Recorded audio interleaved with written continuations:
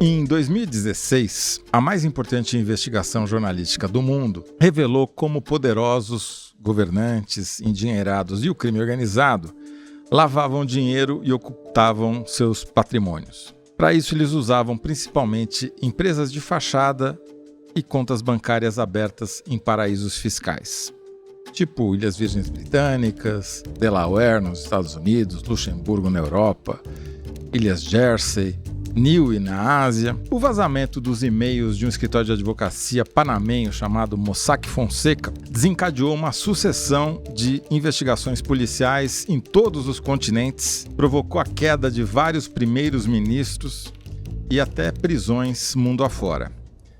A repercussão foi tão grande que endinheirados, poderosos e criminosos mudaram seus esquemas de lavagem e ocultação de patrimônio. Adicionaram muitas novas camadas para ocultar suas identidades. Entre essas camadas, uma se destaca por sua opacidade, especialmente no Brasil, são os chamados fundos de investimento. Esse mecanismo se tornou tão popular na Faria Lima e redondezas que o Brasil se tornou campeão mundial com mais de 31 mil fundos. É 3 vezes o número de fundos dos Estados Unidos.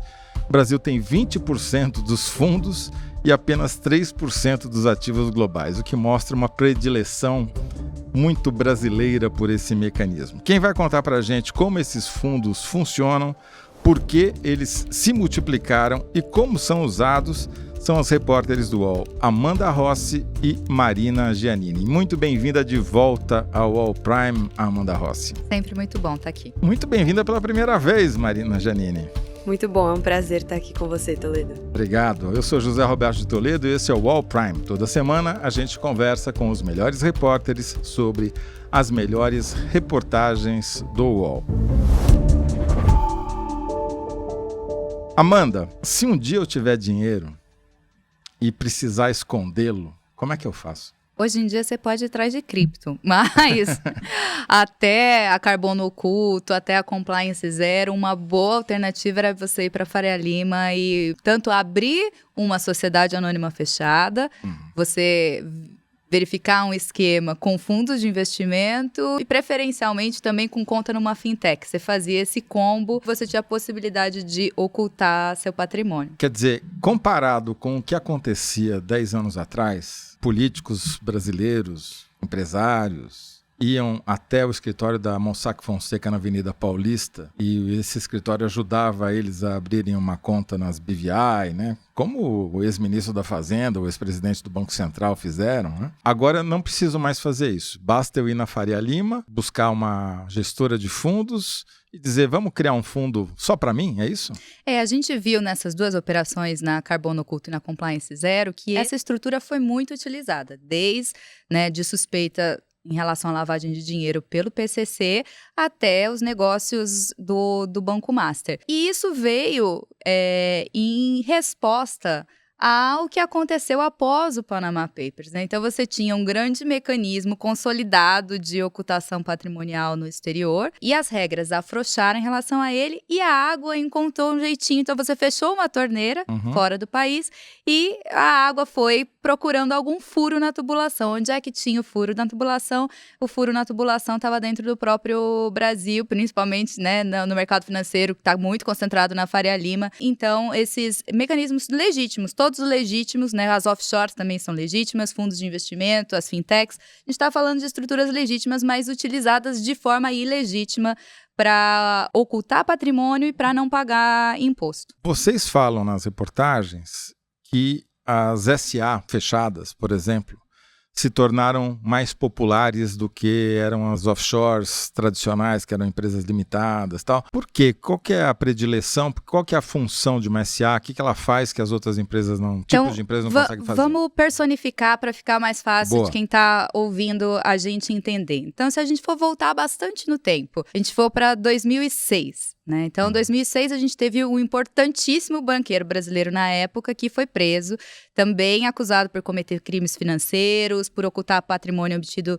ilicitamente, que é o Edemar Cid Ferreira do Banco Santos. O Edemar Cid Ferreira do Banco Santos, ele morava em uma mansão muito extravagante, luxuosa, no bairro do Morumbi. Ela foi avaliada ali em valores atuais, em cerca de 500 milhões de reais. Essa mansão extravagante do Edemar Cid Ferreira, ela estava em nome de quem? Ela estava em nome de 3 offshores. Uma offshore no Panamá e 2 offshores nas Ilhas Virgens Britânicas. Ele também era conhecido por ter uma grande coleção de arte. A coleção de arte dele também estava no nome de uma offshore nas Ilhas Virgens. Agora, se a gente avança 19 anos no tempo, a gente tem no ano passado a prisão de outro grande banqueiro, Daniel Vorcaro.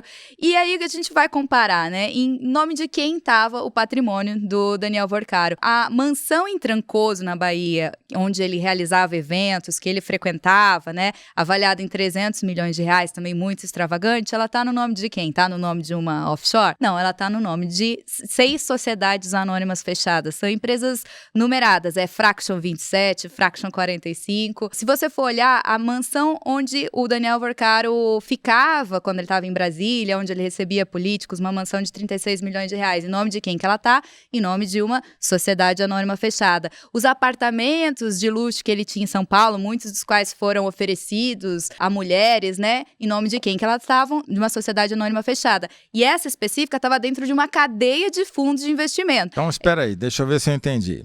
O cara monta uma dezena ou dezenas de sociedades anônimas fechadas. E por que uma sociedade anônima fechada e não uma empresa limitada ou uma sociedade anônima aberta? Porque é a empresa que mais oferece possibilidade para você ficar oculto. Então, da mesma forma que as offshores elas permitiam essa ocultação, você montava uma offshore, então a autoridade não sabia quem era dono daquela offshore.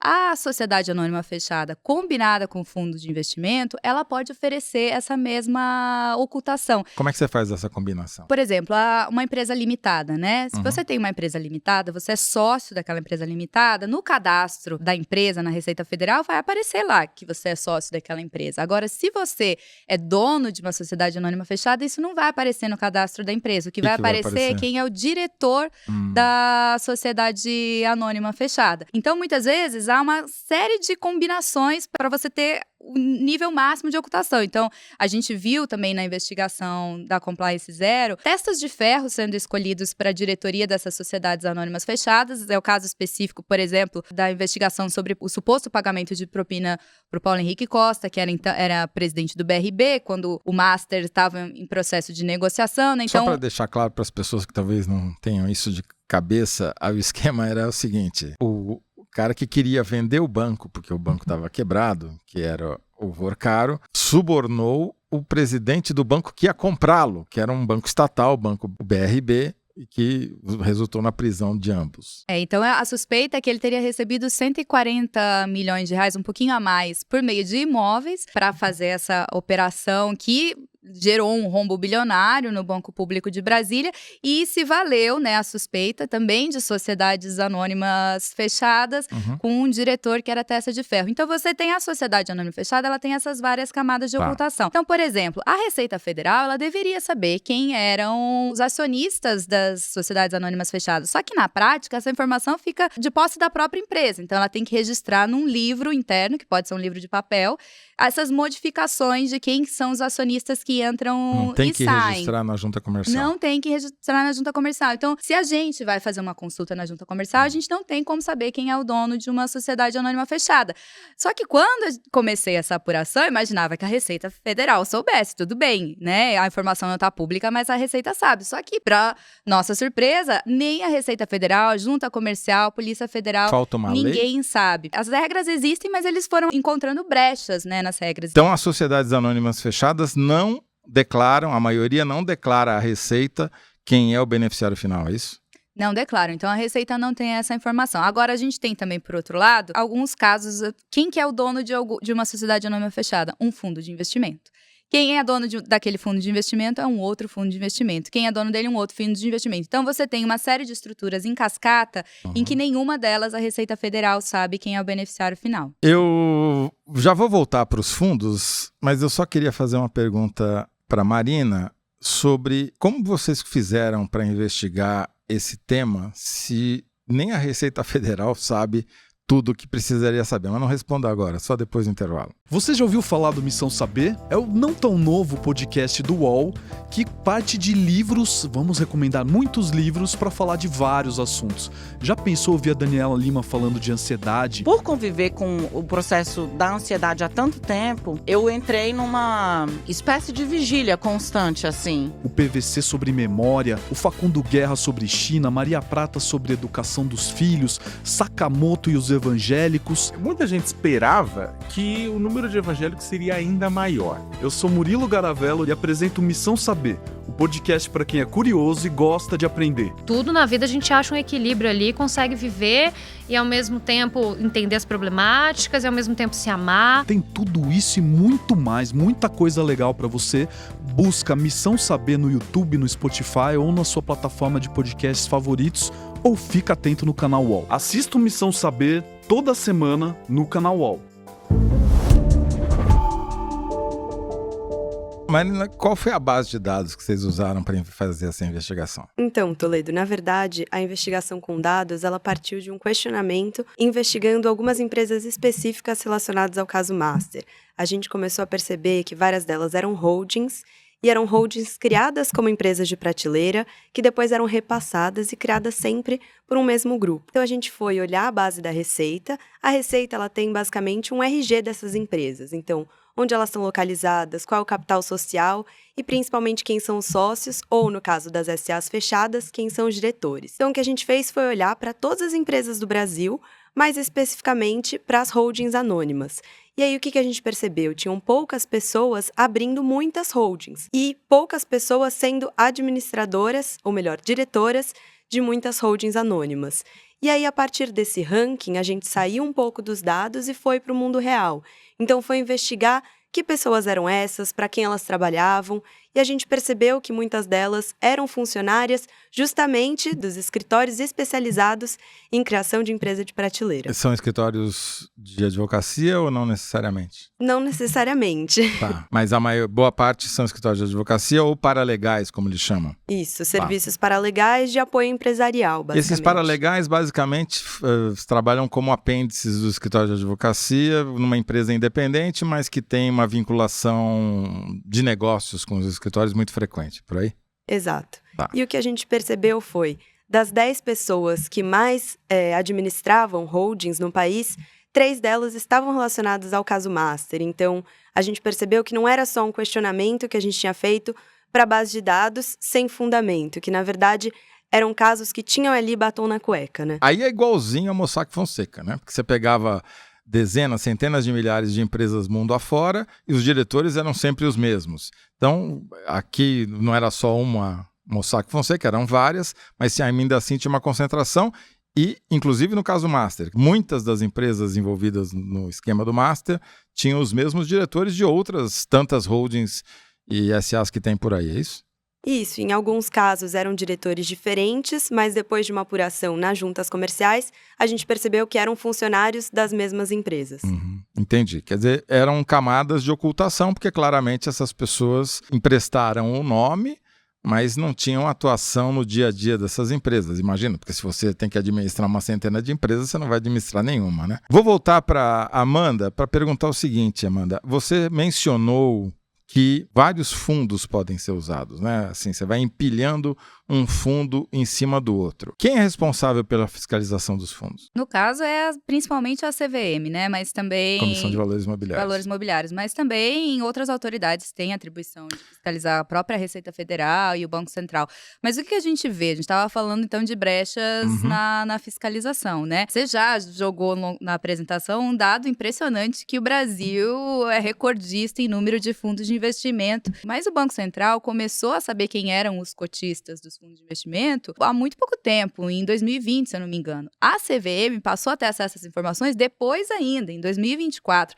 E a Receita Federal agora esse ano. Então você tinha ali um buraco negro, um ponto cego realmente para fiscalização. Então a Receita não sabia, a gente já falou que a Receita não tem informação sobre quem são os cotistas das sociedades anônimas fechadas, ela também não tinha informação de quem são os cotistas dos fundos de investimento, porque ela não tinha acesso a essa informação que os fundos têm que declarar para o Banco Central, mas porque tinha aí um outro ponto cego que é relacionado a uma declaração que é chamada de e-financeira. A cada semestre, todas as instituições que lidam com dinheiro, a gente está falando desde banco até casa de câmbio, seguradora, todo mundo tem que enviar para a Receita Federal todos os semestres a lista dos seus clientes, quanto eles movimentaram, qual que é o saldo deles. Isso é muito importante para a Receita fazer análises automáticas para verificar quem está movimentando quantias atípicas, quem teve uma elevação muito grande de patrimônio e centrar a fiscalização nesses casos que fogem ali do padrão, né? E os fundos de investimento também têm que enviar esses dados para a Receita. Só que a REAG, né, que está no centro desses dois casos, tanto da operação Carbono Oculto, que investiga, então, o uso do sistema financeiro pelo PCC para lavar dinheiro, quanto da Compliance Zero, que investiga o caso Master, a REAG ficou 4 anos sem mandar para a Receita Federal a e-financeira. Então, dessa forma, a Receita não sabia nada sobre os fundos da REAG. Talvez por isso tenha feito a operação Carbono Oculto. Ela diz no relatório da Carbono Oculto, ela fala, olha, porque a gente não teve acesso a essas informações, isso dificultou muito a nossa investigação. Então, daí, no final de 2024, eles bateram lá na porta da REAG e falaram, não, me passa esses dados que vocês não estão mandando pra gente. E a partir desses dados que eles começaram a identificar os vínculos com pessoas suspeitas de terem elos com o PCC, né? Então, você tinha realmente no Brasil ali vários pontos cegos em que as autoridades não conseguiam enxergar quem eram os beneficiários de estruturas como os fundos de investimento e como as SAs, que estavam sendo usados conjuntamente numa teia muito intricada e fazendo, então, que no fim a Receita não soubesse nada sobre aquilo. Você relatou que houve mudanças recentes nas normas e na legislação para que os órgãos responsáveis pela fiscalização, principalmente no caso dos fundos da CVM, no caso das fintechs do Banco Central e no caso das empresas, principalmente as SA, a Receita Federal. E isso hoje tapa todos os furos, os buracos, ou ainda tem muito cano vazando por aí? A Receita, de fato, ela criou uma série de regras depois da Carbono Oculto em agosto do ano passado. E uma das regras que ela criou é a instituição do EBF, que é o formulário eletrônico da declaração do beneficiário final. Então, isso que a gente está falando sobre as sociedades anônimas fechadas, da Receita não ter a informação sobre quem são as pessoas que estão por trás das sociedades anônimas fechadas, isso vai parar. Só que isso vai parar em 2027, porque até o final desse ano as sociedades anônimas fechadas vão ter que ir lá declarar quem são os seus beneficiários finais. Então, quer dizer que nesse momento a gente ainda não tem essa informação. Está claro que a gente tem um novo sistema em funcionamento e que as regras estão se adaptando para tentar tapar os furos, e você está dizendo que ainda tem vários furos que permanecem vazando. Só vamos saber em 2027, então, se a gente conseguiu ter acesso às informações básicas para a Receita poder fazer esse controle. As outras instituições, como o Banco Central, que são responsáveis pela fiscalização do mercado financeiro, mais especificamente das instituições financeiras e de pagamento, e a CVM, que é a Comissão de Valores Imobiliários, que é a responsável pela fiscalização dos fundos, não temos notícia de nenhuma grande mudança na organização deles, nem na eficácia da fiscalização feita por essas duas instituições. Pelo menos não lembro de nenhuma grande operação que tenha sido capitaneada nem pela CVM, nem pelo Banco Central, certo? Você diria que hoje é mais fácil a gente abrir uma empresa para ocultar patrimônio e lavar dinheiro dentro do território brasileiro do que em Delaware, nos Estados Unidos, ou nas Ilhas Virgens Britânicas, no Caribe? Do que nas Ilhas Virgens Britânicas, com certeza Delaware já é um pouquinho mais complicado. Por quê? Então, você abriu o programa falando do Panama Papers, que você, inclusive, foi um dos jornalistas aqui no Brasil que... Eu e mais 400. Que analisaram esses dados, né? Mas, basicamente, o que aconteceu foi que se criaram mecanismos para evitar esse sigilo dentro da estrutura das offshores, né? Porque o sigilo é um problema. Então, assim, você deixar que estruturas financeiras escondam, ocultem quem são os seus beneficiários finais, permite que essas estruturas sejam utilizadas para fins ilícitos. Então, dentro da estrutura das offshores, né, começou um combate internacional e também nacional para evitar esse sigilo. Então, para resumir, internacionalmente foi criado no ano seguinte ao Panama Papers, em 2017, né, começou a ser implementado em larga escala, um mecanismo que os países eles compartilham entre si quando um estrangeiro tem conta dentro daquele país. Então, mais de 100 países fazem parte desse mecanismo, incluindo a maior parte dos paraísos fiscais. Então, Panamá, as Ilhas Virgens que você citou, Emirados Árabes, Caimã. Então, se alguém tem uma offshore e tem uma conta nesses paraísos fiscais, se essa pessoa é brasileira, o governo brasileiro vai ser informado sobre isso. Então, além disso, a Receita Federal também fez aqui dentro de casa uma grande operação para que os brasileiros declarassem as offshores que eles escondiam no exterior. Então, você teve 27 mil brasileiros declarando 160 bilhões de reais em offshores. Para poder legalizar. Para poder legalizar, pagaram quase 50 milhões de reais em multas. E a mensagem nessa regularização que foi feita foi, olha, ou vocês declaram ou vocês vão ser descobertos, porque agora a gente tem como saber, justamente por causa dessa colaboração internacional. Só que você ainda tem alguns pontos cegos. Então, por exemplo, um deles é Delaware, né? Os Estados Unidos não faz parte desse acordo internacional. Isso é a maior lavanderia do mundo, provavelmente, hoje em dia. Então, a gente tem, por exemplo, o fundo de investimentos para onde o Daniel Vorcaro enviou recursos para financiar o Dark Horse, a cinebiografia do Jair Bolsonaro, num fundo de investimentos nos Estados Unidos. Então, o Brasil não foi informado a respeito disso, porque essa empresa está nos Estados Unidos. E esse sistema só funciona também para dinheiro. Então, dinheiro em instituição financeira. Se você compra um imóvel no exterior e ele está alocado dentro de uma offshore, esse sistema também ainda não enxerga, ou obra de arte, né? Então, por isso que ainda, no âmbito agora do caso Master, você vê ainda alguns casos citando offshore. Quer dizer que essas brechas que existiam para offshore, elas foram basicamente fechadas. Então, a Oxfam, ela estima que caiu a 1/3 o que era a sonegação fiscal via offshore no mundo. Então, você é um sistema que diminuiu bastante. Que caiu a 1/3 ou a 1/4. Então, assim, caiu bastante nesse meio período. Só que daí, como a gente já falou, você tem esses pontos cegos que foram criados aqui dentro do Brasil. Então, se de um lado as autoridades brasileiras passaram a enxergar mais o dinheiro nos paraísos fiscais, aqui dentro elas começaram a vestir uma venda. Muito bem. Infelizmente, o nosso tempo está se esgotando, mas eu tive uma boa ideia, Amanda, de como fazer para ocultar o dinheiro que um dia, talvez, quem sabe, eu venha a ter, se é que eu vou precisar escondê-lo, né? Mas, enfim, são muitos Cs. Marina, as pessoas vão querer ler mais sobre esse assunto, seja para entender, seja para fazer a consultoria que eu pedi aqui para vocês. Onde é que elas encontram?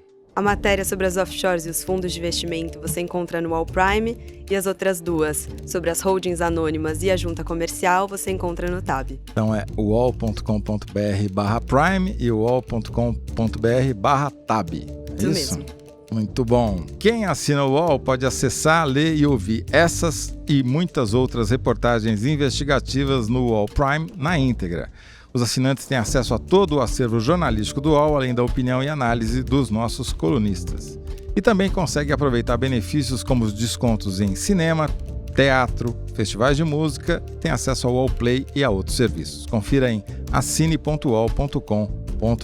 Muito obrigado mais uma vez pela presença de você, Amanda. Obrigada, Toledo. Muito obrigado, Marina. Obrigada, Toledo. Foi um prazer. Eu sou José Roberto Toledo e faço a apresentação do podcast UOL Prime. Conversei hoje com as repórteres do UOL, Amanda Rossi e Marina Giannini. O roteiro é da Clara Argelo Stab. A operação de vídeo é do João Lins. A montagem é do Lucas Zacarias. A trilha sonora original foi composta pelo João Pedro Pinheiro. A coordenação é da Lígia Carriel e da Laura Kapeliushnik. A coordenação de operações é do Danilo Esperandil e do Eduardo Bonavita. A foto de capa do podcast é da Daniela Toviansky. O podcast é um produto do UOL Prime e a gerência geral é do Irineu Machado. A supervisão é do Murilo Garavello, diretor de conteúdo do UOL. Até o próximo episódio.